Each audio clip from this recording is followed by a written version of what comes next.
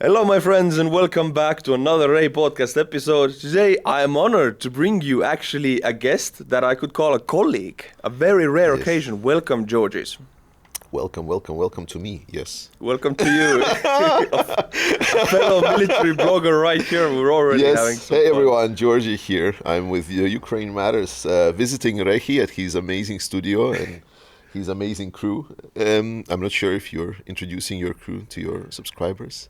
Not usually, but hey, Ilya, you can say hello. Yeah. Hello. It's super amazing guys. Like, I have been accepted here very warmly and I'm very happy to be here, Artur.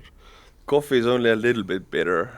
It's fine. Coffee machine. Nothing that cannot be fixed with a little of milk or Vana Tallinn. Yes, and we actually have your patch up there. I'm not sure if podcast can see it, the camera, but it's up there always, every time I see it. Okay. So I've seen your face this year hundreds of times. I'm sorry about it. It's like usually I think that it's like only me that needs to suffer through this every morning, but It's me also. I might see your face more. Okay, I'm not going to make that joke. Yeah. I have something to give you. It's Hey. a patch. So thank you. welcome to the army against your will. Yes, I actually didn't get it. Like I have a lot of patches from the NATO 69. I'm not sure this was with NATO 69 Sniffing Brigade or this is your separate one. This is my separate one, but it was also a campaign. It was the last winter's campaign. Okay. The biggest one with Baba Yaga and Needle, that one. Okay. Yeah, we just so yesterday I actually met with Ragnar Yeah. and it was a very incredible meeting because you know when you meet a person in reality it's very different, and I was stunned by just how passionate it is. So I want to extend both to you and both to everyone that is watching that Ragnar, as a person that always talks with a lot of the Ukrainian military, he always explains how passionate they are and how grateful they are for all of the support. So I was humbled yesterday, and I'm pretty sure you know what I'm talking about because you actually been to Ukraine a lot of times compared to myself.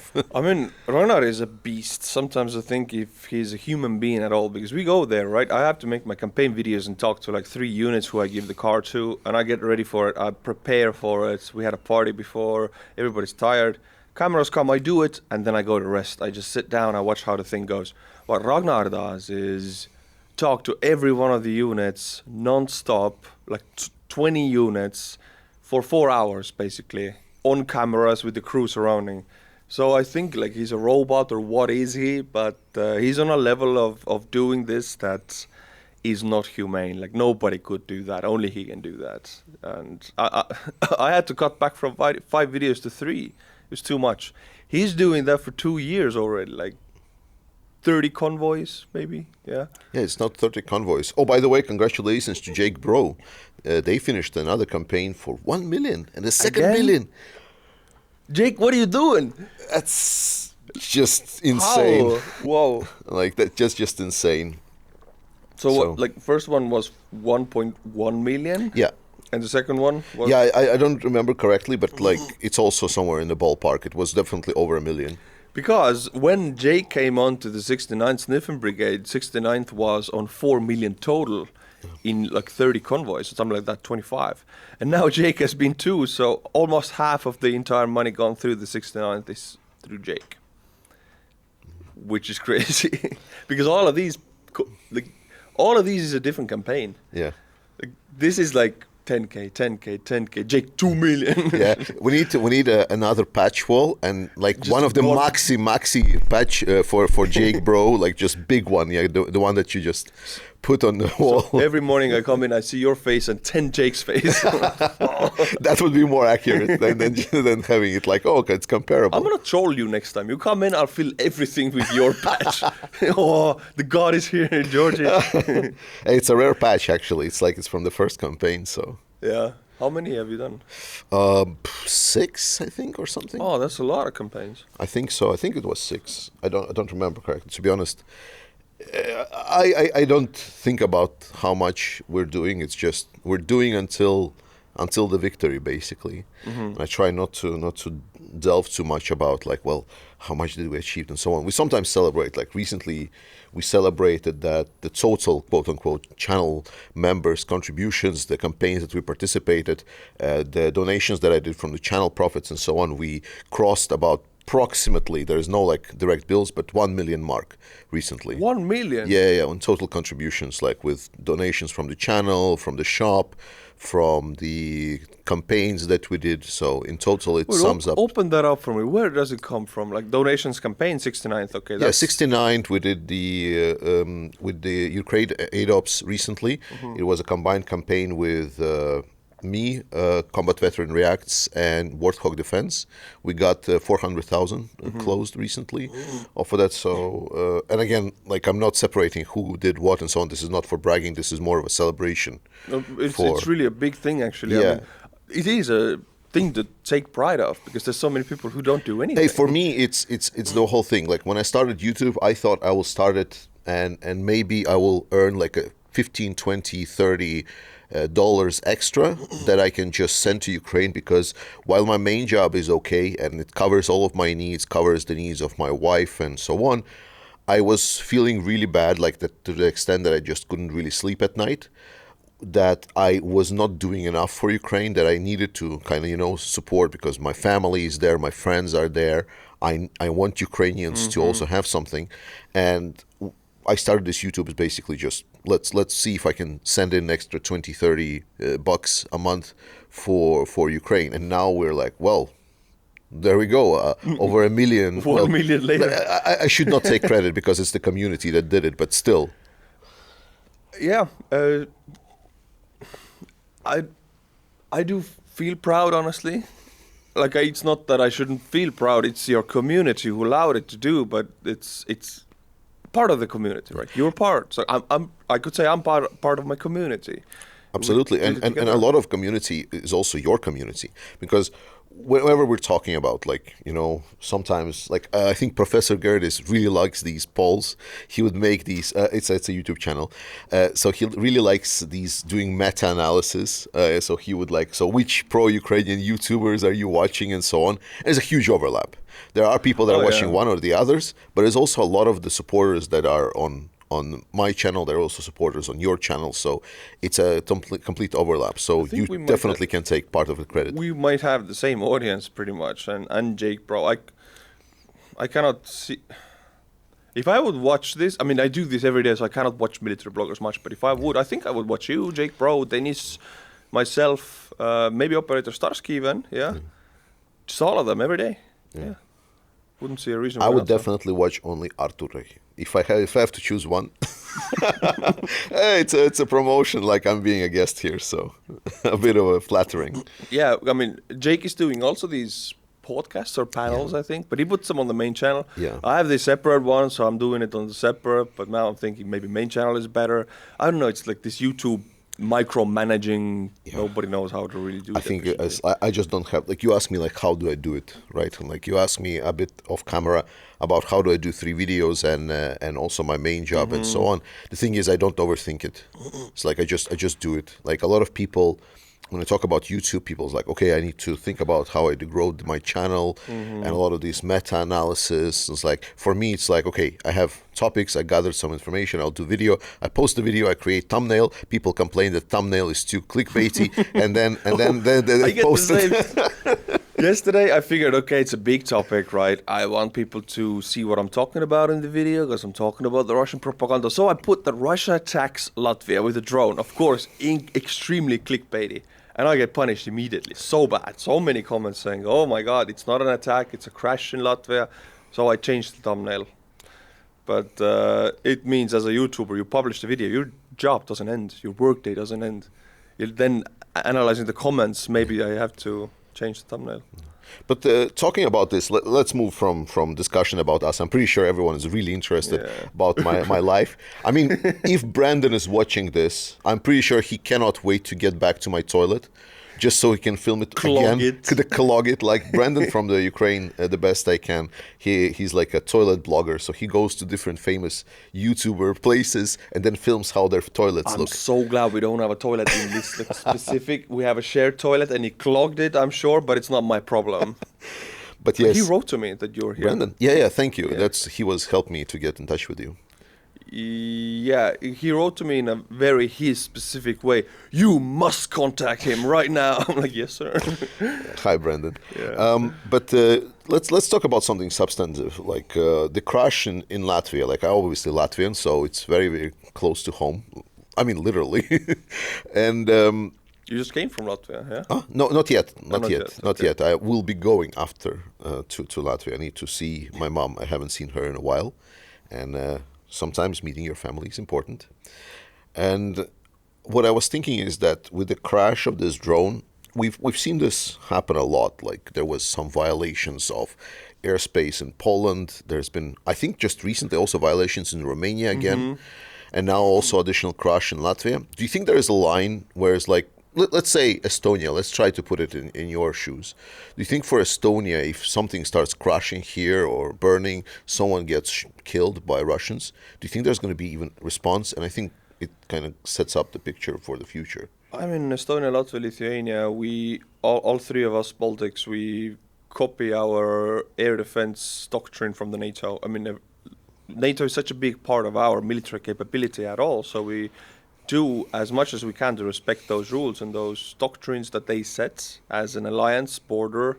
Finland follows them now, Poland follows them. I mean, Poland also didn't react. And NATO doctrine is very much right now not to react to provocations at all, because I have no information, but maybe the big generals see that this is a Russian way to try to get some kind of a response to feed their internal propaganda machine, whatever they want to get out of it. NATO hasn't reacted. And I, personally, as an Estonian citizen, I have an issue with that. I mean, it crashes in Latvia. I mean, every part of my body would be like, shoot it down right now. But there has to be something I don't see. What do you think? I mean, for Latvia, the answer is very, very clear. The problem is that we just don't have the capabilities. A lot of the capabilities that Latvia has, we are sending to Ukraine. Like the current, at least for Latvia, I can talk that the current paradigm that they're operating is like, we need to let Ukraine win, so then Russians won't come to us. That's the current paradigm that Latvia is working. Yeah. That's like, what I think is not being explored is a little bit more diplomatic pressure, but that's I'm also taking a little bit of a step back because I do not know what happens behind the closed doors, right? I don't know what's happening in these NATO summits. But what I'm stating is I think there could be, I don't know, you can call it the diplomatic stunt, and call for the Article 4 or Article 5 discussions, because some people think that Article 5 means that instantly there's like some military response. That is not true. What Article 5 triggering means is that there is an communication channels that are being triggered, open. There are discussions that are initiated about what could be the future response. And if not Article 5, then at least Article 4. Article 4 specifically states that in case of some event, I'm very simplifying, then certain negotiations can start. And I think it's just because Putin is really good at playing this game, like this, like theater. That to say, like a lot of Russian propaganda is built around theater, like whether it's nuclear theater, you know, like moving long-range ballistic missiles from Russia to Belarus. It achieves literally nothing. Yeah. Someone can say even it's even worse because the ballistic missiles, they have minimum range. And they're if vulnerable yeah, more, exactly. So you move it closer to be hit by more targets while also not benefiting anything, but it's a theater. It's a theater that Putin is very, very good at.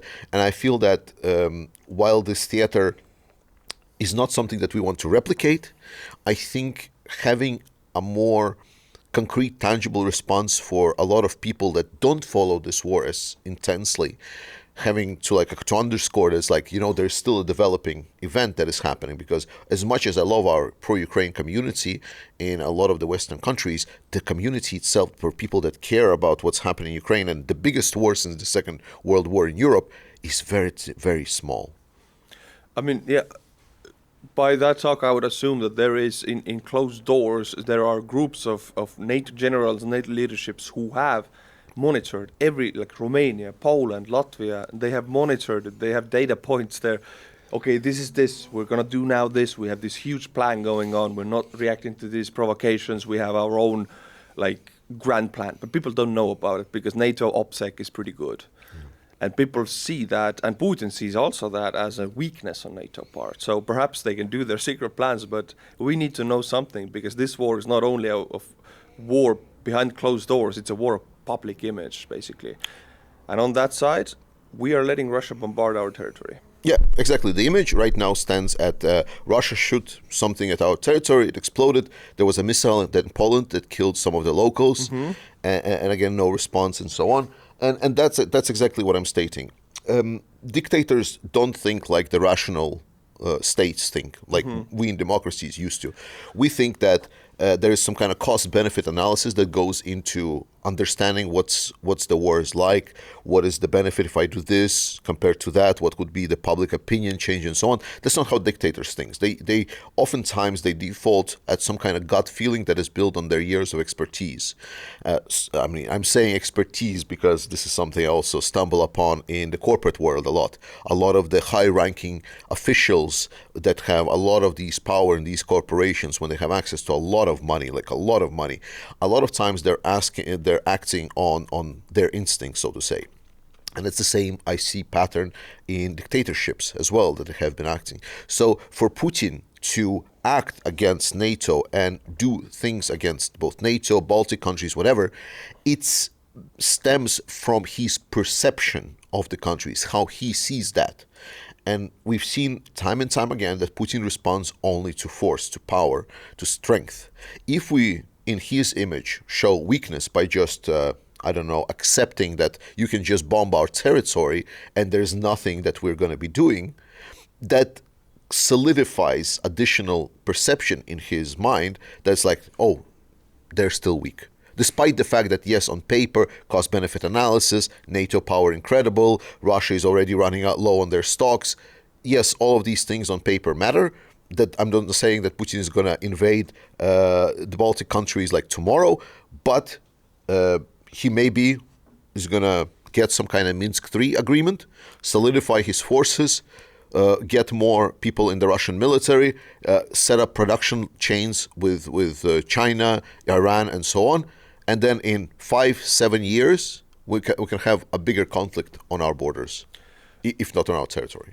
This makes me think, okay, I know this, you know this, but the generals, NATO leadership, Jens Stoltenberg, whoever is making these decisions, these are possibly Western generals then. They have no experience with Russia. They are maybe from the era of Germany's cheap gas and cheap, Russian energy carriers, and they are not ready to change their viewpoints on that. Recently, for example, there was the first Finnish general who is high in the NATO hierarchy, and I'm so glad about this, because they need the, let's say it honestly, Eastern European viewpoint of Russia, because without that they cannot see what Russia is, they cannot speak the language.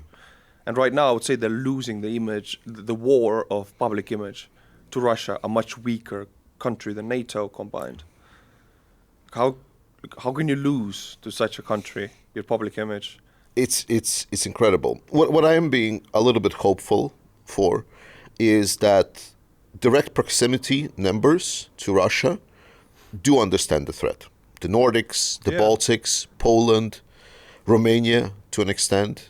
Czechia, Slovakia, it's a little bit up and down because they have very varied political scene. There are certain populists that are very popular in Czechia. Czechia's president before the current Petr Pavel was extremely pro-Russian. He was like a huge populist. But Slovakia right now has a very pro-Russian. Yeah, exactly. Yeah. Exactly. So while I understand that majority of people definitely support and understand this, sometimes it's also about what about the policies, what about the cooperation that we're coming into here. So the fact is that the closest people to Russia understand it very well, especially like Denmark, Nordics, as I said, very, very definitive and very straightforward responses have been from this area so far. And that's something that still puts some hope for me on the table. Denmark investing a lot in Ukrainian production, for example, and calling on other allies. I think Sweden also has been recently looking into potentially investing specifically for Ukraine to produce things. The problem, the only kind of like the last response that everyone I will I will think hoped for is that the powerhouses of Europe finally kick in. Either Germany or United States, but preferably both. Like in kick in, I mean not just drip feeding certain things. Someone posted that total help of US that US has provided to Ukraine was something like 0.02% of GDP. That is insane. Yeah, it's like, well, it's like, oh, but it's 60 billion. Like you're bickering about literal pennies. It's little pennies in the US budget. Like with all the love to my Ukrainian viewers, to the REHI viewers, hate me, not him. It's like, but the bickering about the 60 billion of help of Ukraine is literally when you are having a budget for a house and it's like a couple of thousands of dollars, and then you are having huge discussion voting in your house about where to spend like 5 cents for. It is stupid. And I cannot say it sometimes because I have massive United States viewership, and they have been in a way programmed to hyper focus on this Ukraine issue. Although yes, like you said, it makes up such a small amount of their money. Their whole country has been brainwashed to hyper focus on it. Although trillions go to, I cannot say go to waste, but go to areas that nobody sees, go to hidden budgets, go to like. Nobody knows where this 1,000 billions went because we're not focusing on it. And then we watch these pennies and then like wake up. This is your war.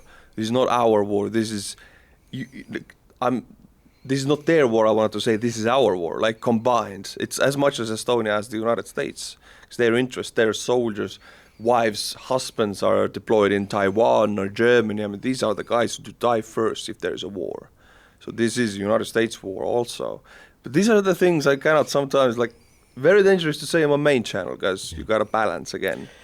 Yeah, and I think, like, to kind of even it out, like, so you think about this.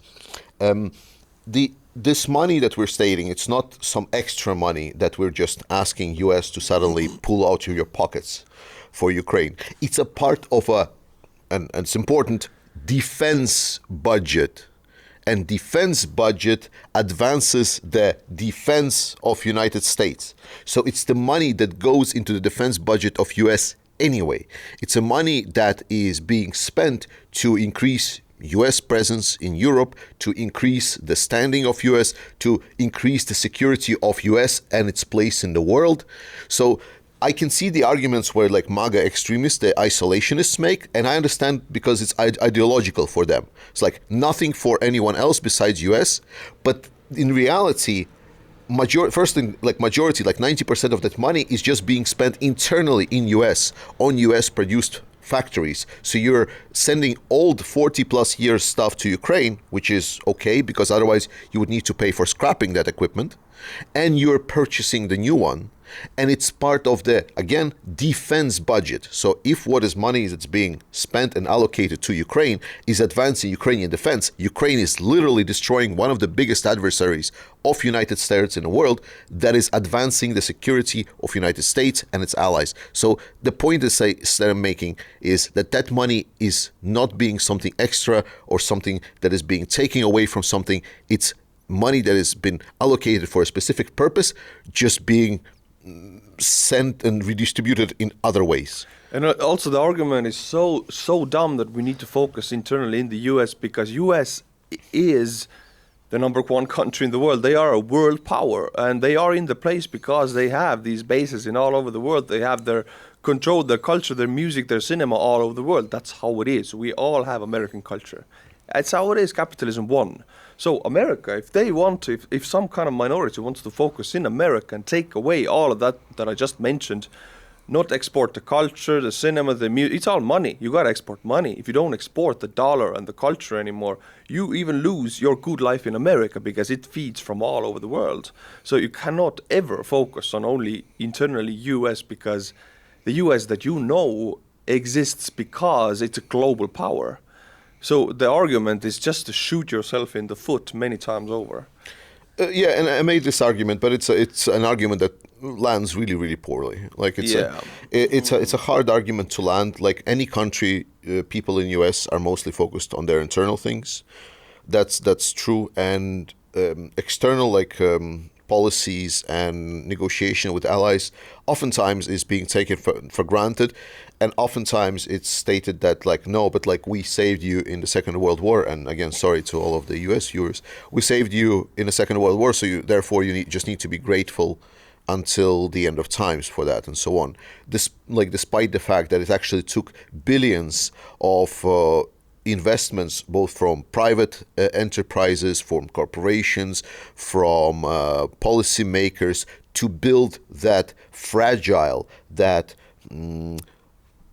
state of the United States empire, if I can say so, but empire in a good sense, because United States doesn't really invade or capture anyone. Well, I mean, there's going to be a lot of people that disagree with me on this. But you know, at least in the European aspect, we want to be with United States because the culture is so great, because the people are so great. The image and the soft power of United States is so lucrative that we want to be part of the friends group of United States. If you take that away, it's their loss also as ours, but I just painful for me to see how any kind of group of people in the Western democratic world would see as isolationism as a victory.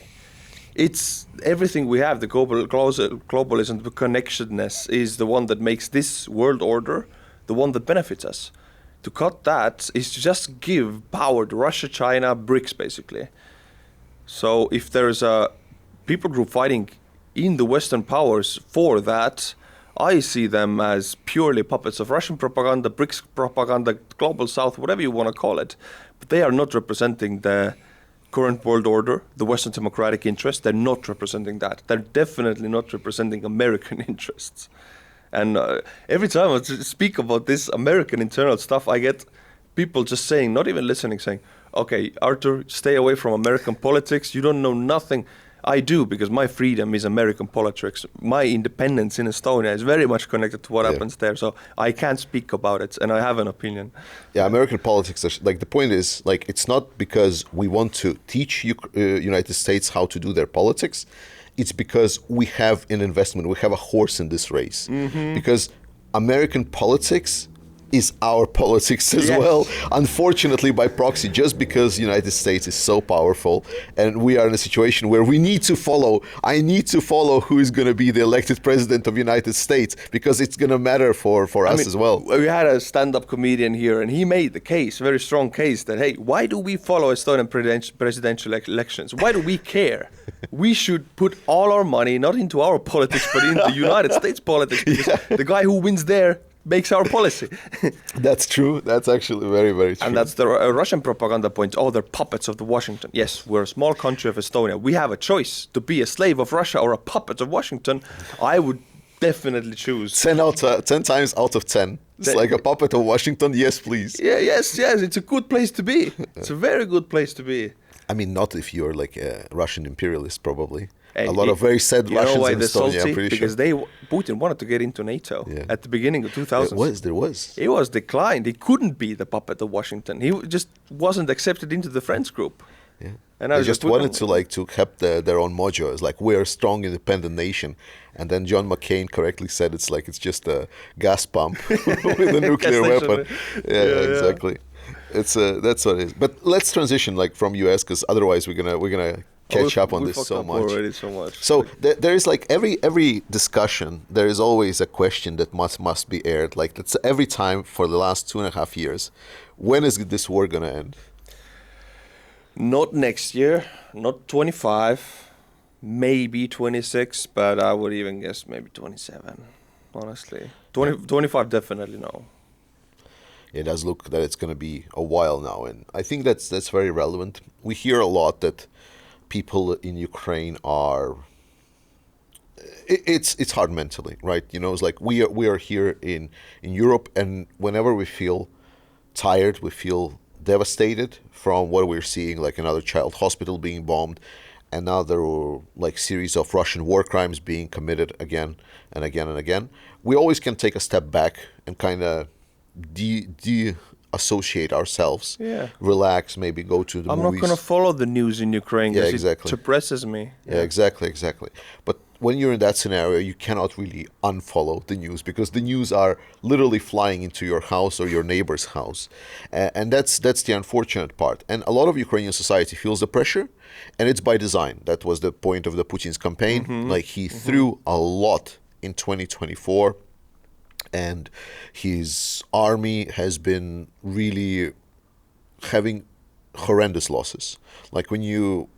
I always advise people to watch the video, but then on the other hand, I always kind of consider just how much probably mental trauma it could be of watching a lot of these videos, because it's actually like bizarre. It's one of those PTSD moments that I only read about when I was younger, about people, from the Vietnam War, when there was like waves of these people that are running towards machine guns, and it was something that was like, for me, it's a curiosity, like war fiction or something.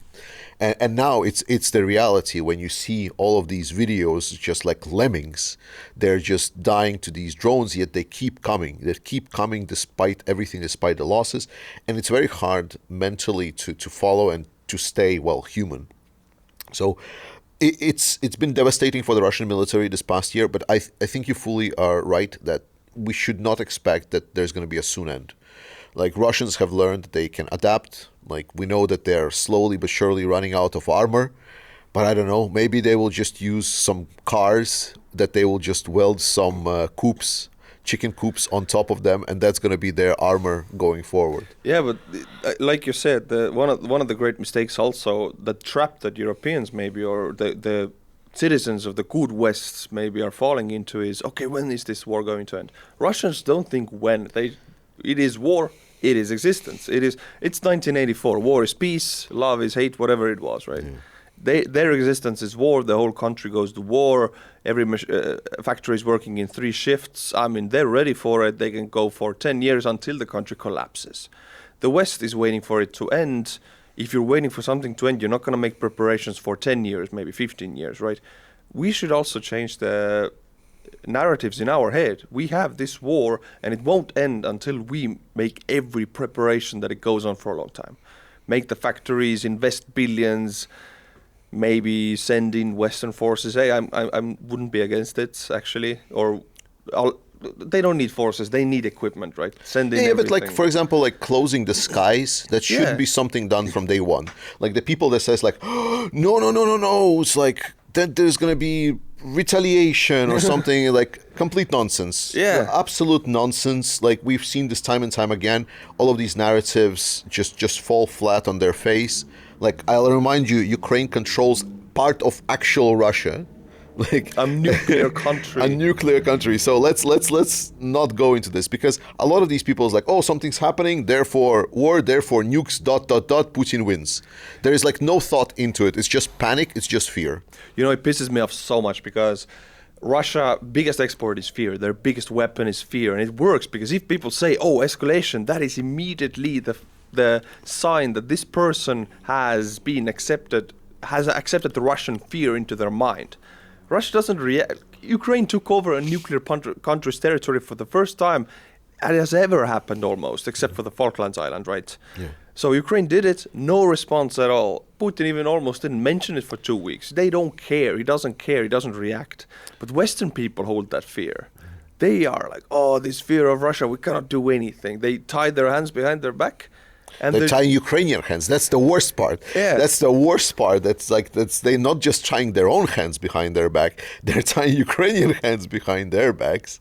And this is where, to do this job as a military blogger, you gotta detach your emotions a little bit. This is where I get emotional. Like, what are you afraid of? I live here in Estonia. If they don't need nukes to destroy every last building in Estonia. It would be enough to bombard Estonia like they do in 1/10 of Ukraine only. Our country would be gone. I don't even have the capability to be afraid of nukes because artillery would do the job for us. Yeah. And I choose not to be afraid. Yeah. Why are people 2,000 kilometers away from Russia afraid? It's a choice. Yeah. And I'm a little bit angry that they make that choice. I'm not angry. I think this is just... not get me wrong, I want to be very precise here. So I am frustrated that there is not more action. feel that potentially there is some logic and strategy behind it. I just think that it's a stupid logic and stupid strategy.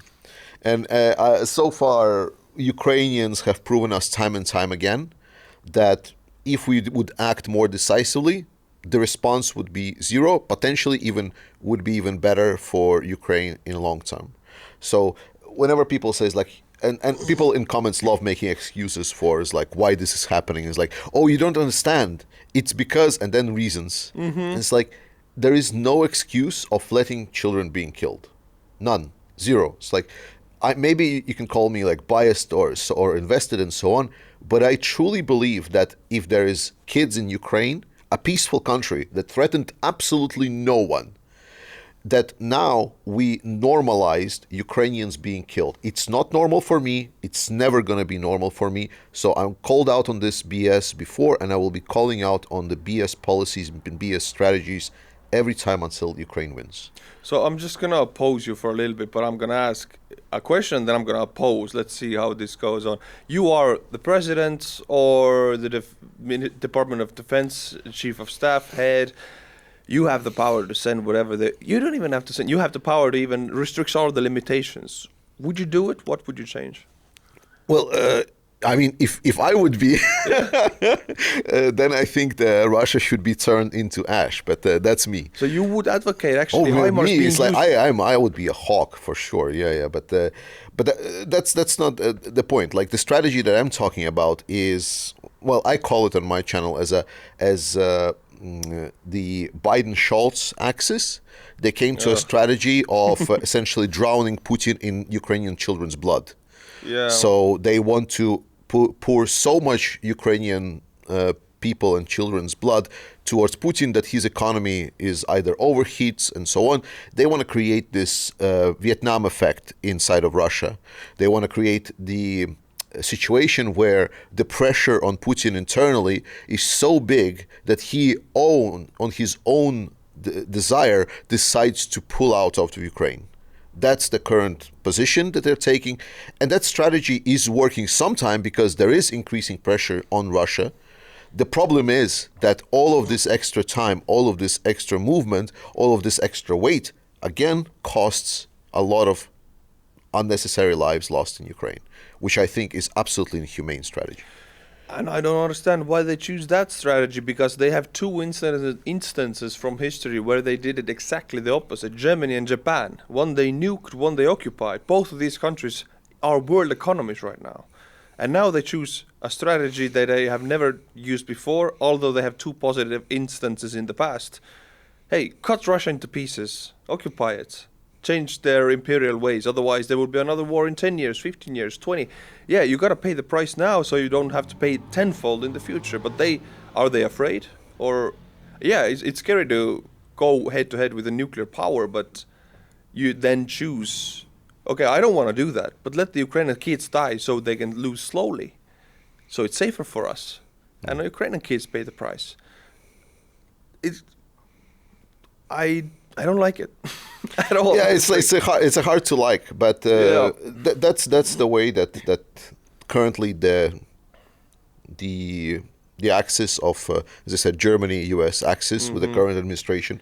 That's the way that they're operating under, and it's been very consistent. It's been very much. It's been very much the way forward.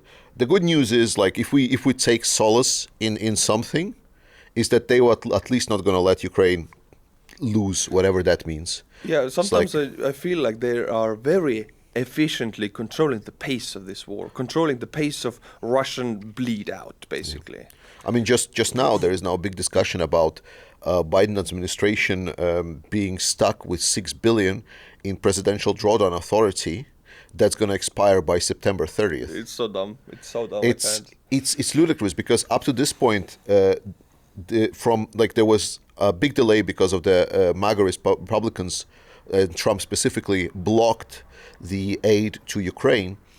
And after that aid was passed by the Congress, the $60 billion package, Presidential Drawdown Authority authorized only about $1.7 billion in help to Ukraine.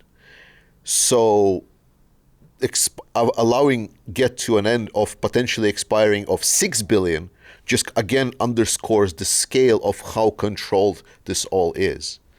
Yeah, because you notice, like, the weapon systems they send or don't send will decide the outcome of almost any battle and the war. And if Ukraine is gaining ground, doing better, they can pull back. If Russians invaded Kharkiv, you remember, immediately they allowed HIMARS to bombard Kharkiv and Belgorod areas. So that was the sign to Biden, I guess, okay, we need to allow a little bit, not too much, but a little bit for Ukrainians to do. He could change the war tomorrow. Yeah, that's my frustration, right? So, and this is where I kind of draw the line, right? Because we, US, the European Union to a lesser extent, but we have the power and capability to essentially get this war done and over with. The fact that this war still goes on, the fact that there is still people being killed in Ukraine, the fact that you feel frustrated that we're still talking about this is completely in our power to change that. It's just there is no willingness to do it. There was a selected strategy, that strategy was selected, and that strategy is being gone through. And so far, the only thing that this led to is huge frustration. And yes, there is pressure on Putin, but I feel that the cost of that pressure is absolutely horrendous. And especially if we're still floating ideas whether or not Ukraine should be in NATO. What a load of bollocks. Yeah. I hear about Churchill. I hear about these American presidents, great leaders. I hear about these 90s leaders of Estonia, for example, when we got free from the Soviets. They made some decisions that would have gotten them killed. As a country's leader, you make a decision that might get you killed. Biden's life is not in, like, nothing from Russia threatens his life. He probably feels quite safe with his security and everything, but where are these leaders? We live in these soft times now. Western countries have been, economies have been growing for like almost 4 decades in a row, maybe even 5. And I don't see the strength I want to see. I don't want to go like to extremes because that's where Russia wins. I want to be centered. But I honestly feel like they should grow some balls. And that's what I'm stating. It's like, and this is where I kind of like do the full circle about this. Yeah. That I see some hope because the Nordics are seeing the definitive change. I am potentially hopeful that the next election next year in Germany is going to bring some change. There has been like... the far right in Germany. I mean, I've checked... Yeah, there is a lot of far right in the eastern part, but if we're talking about the countrywide, it's not as big. And here's the real talk, you know? So, and this is going to sound weird. So the point of far right is that they actually want more strength. Like the far right, well, I know that they're sellouts to Putin and they really want Ukraine to lose. But if we're talking about why they are popular, is that they want more decisive action, they want more strength. If I can say for Denmark, definitely immigration is a huge point. It's an issue, yeah. Right? And what they don't want is they don't want more half measures. Because their whole argument is that a lot of these half measures, a lot of these leeways, a lot of indecisiveness that we have had in our countries has led us to this situation. And then they start listing how our country is a failing state, or in case of Germany, how Germany is a failed state. And they're stating simple proposals like we need to get this action done, this action done. And they start getting to the people's minds by stating it's like, because there was this decades of half measures, indecisiveness, bureaucracy, and less action, then essentially they're stating that's why Germany is in such a bad place. So the fact that Scholz right now and a lot of this more moderate governments, they're getting this backlash, it's in a sense their own fault as well.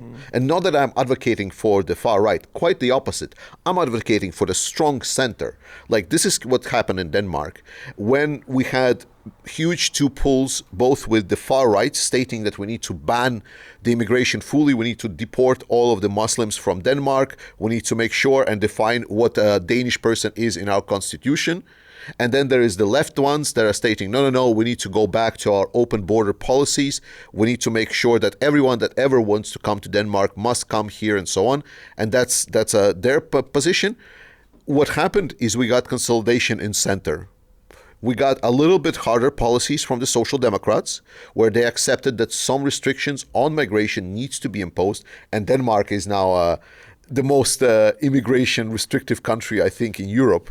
And that was happened. Like, so the Social Democrats, the more left side, they understood that they need to be more decisive on certain questions, and they became more decisive on certain questions, and more central powers appeared. We have additional big central power that appeared in Denmark. And we used to have two blocks, the red and the blue. Red one is towards left-leaning, and the blue one towards right-leaning. And instead of treating the extremes and trying to go towards extreme in each block, there was actually separation of the central powers from those blocks, and instead we'd have now like a purple coalition, so to say. And that's what happened in Denmark, because people understood that, no, we need kind of more decisiveness rather than less. The way you describe it, it sounds like beautiful democracy to me. Honestly. Denmark is amazing. Best country ever. Best country. Hold my America, bro. America is great, but I feel in America, because of their system, like we see exactly this similar situation that in Denmark, where instead there was like a lot of pull towards the extremes parts of the spectrum. But it feels that America's system, because of the first past the post and the electoral college, they cannot have the coalition. Yeah, there's only two extremes. Yeah, exactly. So the only way I see for America forward, for now, is that if one of the party just gets too extreme, and then the other party accepts the centrist, migrants to their party, and then consolidates the central power within their party. Whether it's going to be the Democrats or the Republicans, I don't know. But so far, it's leaning towards Democrats, but the tides can shift one way or another. Otherwise, it's still going to be the extremes that are pulling to different sides, and it's almost tearing the U.S. society apart when I hear about the social discussions that are happening within the country. I mean, it literally is separating families. I mean, the way you describe Denmark is a very good outcome of two polarities finding a compromise, in your words at least. But in the 1930s, when the Great Depression had been raging on already, Hitler was elected in 33, I think, or was it 33, in Eastern Germany by democratic means. He almost got majority of the votes. In the Western Germany, he didn't even get the minority of the vote. He lost fully. But since the Eastern Germany voted him so outrageously, the majority voted for him, then he won the whole election. And 3 years later, in 96, he was a chancellor of Germany. So that was a fully democratic election. No. No? But no. There's more nuance. No. Will not, because it requires me to pull the sources. But even with the election of Hitler, there's a lot more to the story about the democratic. It's a huge general narrative, but there are more facts to it. But because I am not a historian, I cannot just pull the sources, so I'm not going to elaborate. But you can dig into it, and it's actually more to the story. I've researched the Kristallnacht and all the beatings and burnings of Jewish businesses, all of the Nazi rallies they had, but it was still more democratic than Russia. It was a European democracy still. You have rallies of far right now in Denmark even. Denmark. Just recently in Denmark, I think was banned of burning of Quran. Beforehand, it was still prohibited. Now it's a bit kind of discussed about maybe not. I think it was even prohibited by some restrictions. So I think in general you can express whatever you want in Denmark, but burning of Quran is kind of now. It's mostly because we had a couple of these far-right populists that really abused that. I saw the video. So yeah. So they were using it essentially a legalized hate crime. I saw a Russian link to it also. Yeah, of course, and Russia paid him as well. There was it was Rasmus Paludan. It's a quite famous. I'm not sure if I can call him. Let's say public activist. Yeah, let's call it kindly. But the thing is, that's what a lot of people in the West don't understand. Russia doesn't care if your extremist views align with theirs. They just need you to have extremist views, so they can use you as a tool to sow conflict in the West. That's it. Burn a Koran, slap a baby, ban abortion, whatever you want to do, what creates chaos in the West, right? That's it. Russian money is flowing to your way. Yeah, and just recently there was this big discussion with the Tenet media, with like some of the. I got a huge backlash on that. On that, seriously, why? Yeah, oh my God. Jake Bro touches that subject. People love it because he's American. Yeah. I touched that subject. Oh my God, I got whipped. Oh wow. I have to stay away from it now. Okay. But then an important question that I also get asked on my videos constantly, and I think there is a need for the answer. How much is CIA paying you? And I wish. Who's your handler? Where's my millions? Yeah, I'm waiting.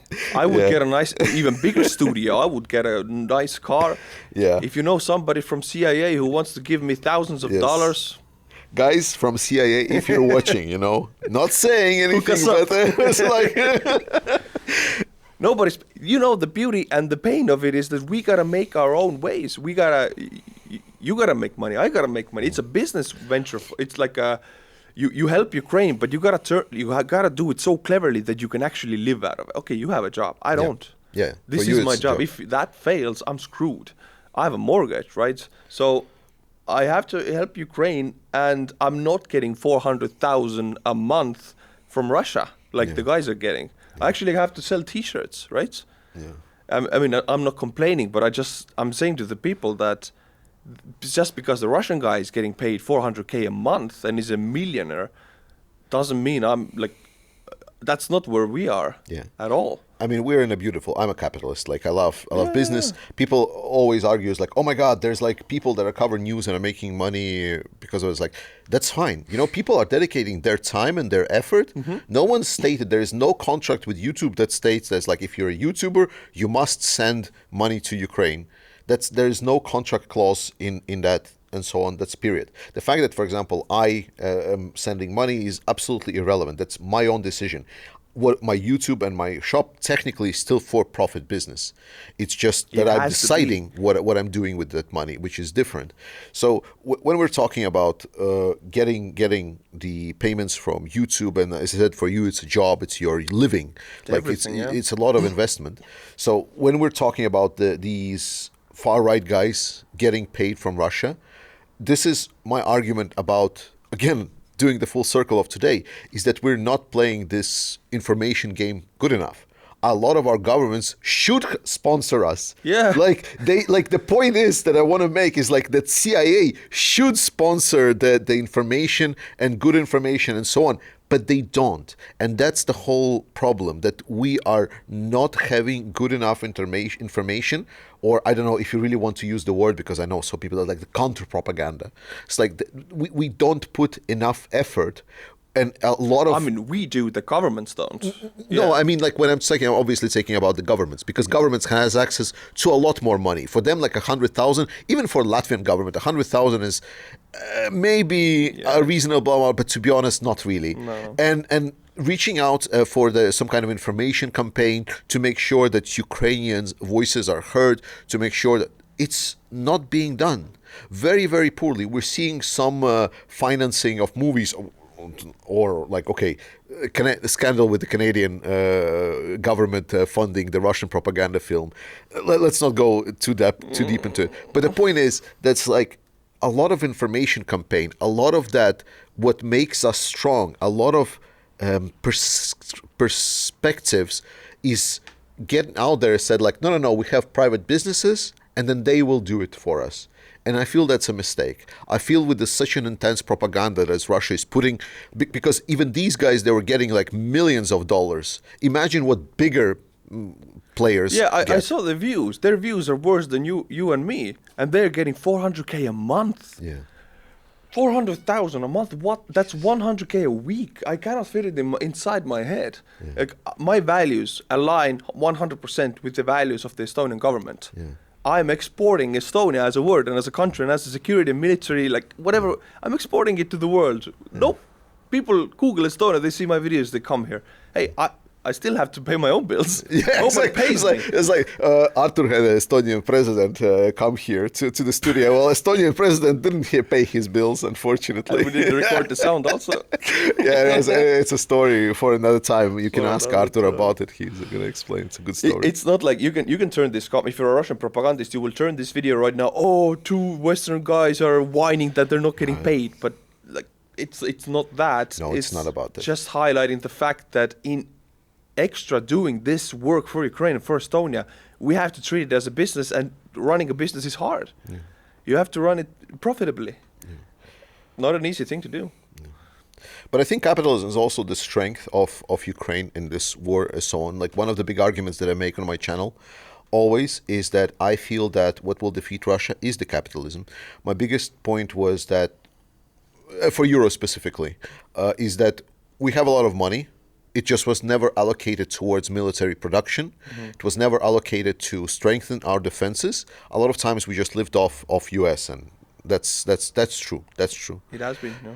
And I'm really happy now to see that a lot of the European defense factories are being opened. There's a Rheinmetall, I think it's opening factory in Estonia as well.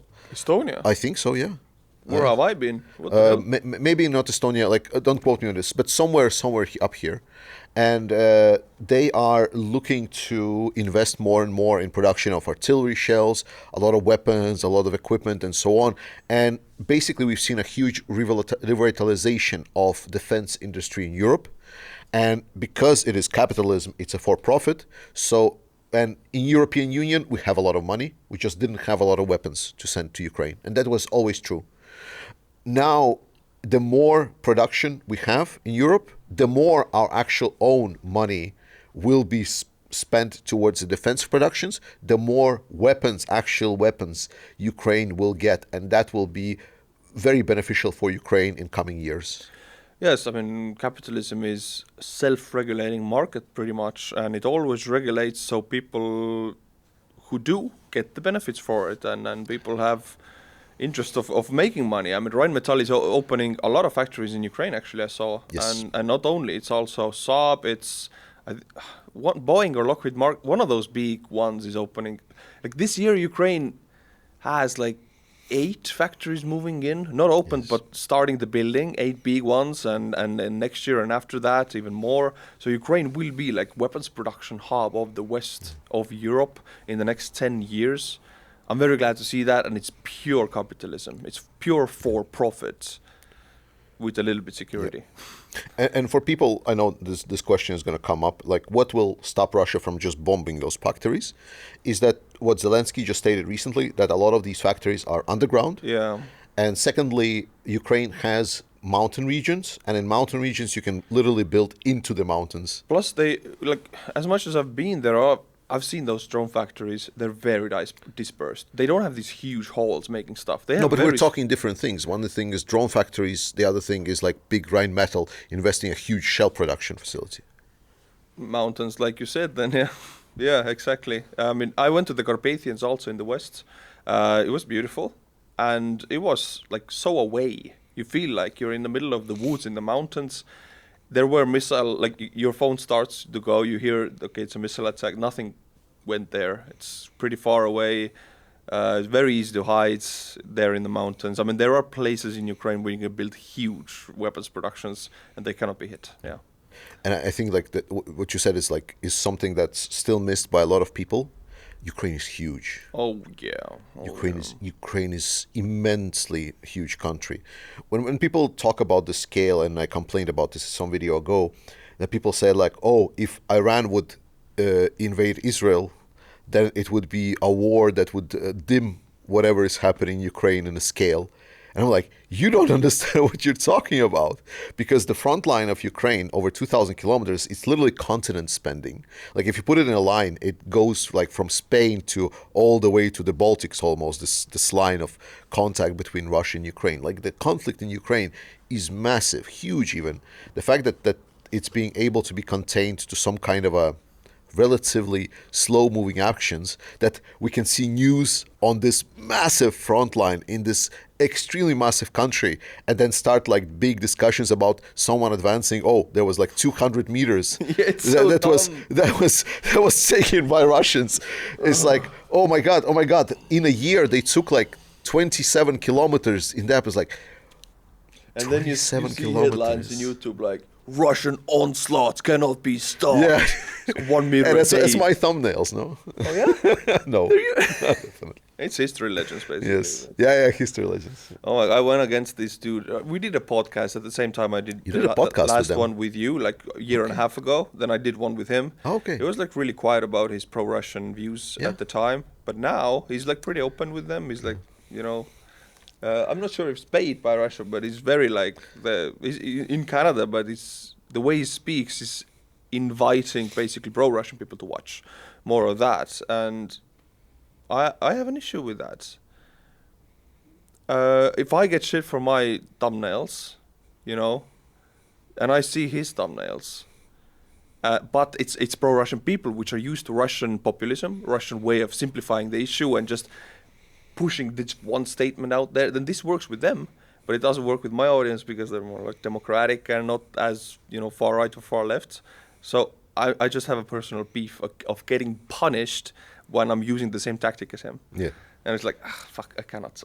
Yeah, it's always the same way as like we treat Ukraine with, like, not just we, but like international organizations are treating Ukraine more, how would I say, under more of a microscope. Oh, yeah, it's like, oh my God, it's like, did Ukraine commit any war crime? It's like, are you shitting me? They're bombarding children. Yeah. Russians are like, oh my God. Russia takes a day and it's like, oh, I didn't commit 100 war crimes today, therefore like a bad day. I will write it down as a dark day in the Russian history. Today only 90 war crimes have been committed. It's like, and then Ukraine, like, I don't know, like some drone somewhere hit some residential building because hit Moscow, for example. Yeah, something like this. It's like, oh, alarm! Sorry, it's like, alarm! Things are happening. Ukraine breaking the rules. What is this? Supplies. Cut it all off!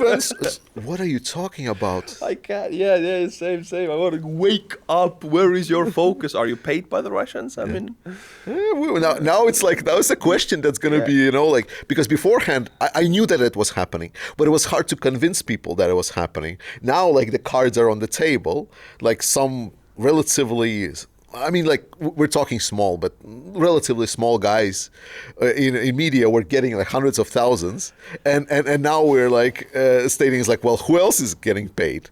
And I'm stating a lot. This is the meme. This is the meme where I ask, you guys are getting paid? And everybody else is like, good money, you know? I'm not getting paid, and maybe I should. What's your favorite recurring comment under your videos? Like something that you have been getting. Some guy has been asking for 257, whatever, every video is a new day. 258 days of asking Arthur to react to F-35 engineering video. I'm not going to do that. I'm a Ukrainian military blogger. 250 videos? You have been asking that? I mean, get a life. But this guy really wants it. I got to give it to him at some day. Yeah, like, you should do it. Ukrainian blog update. F-35 reaction. Cannot do that. But it's just a weird one, so yeah. What about you? Well, I like the comment, Ukraine is losing.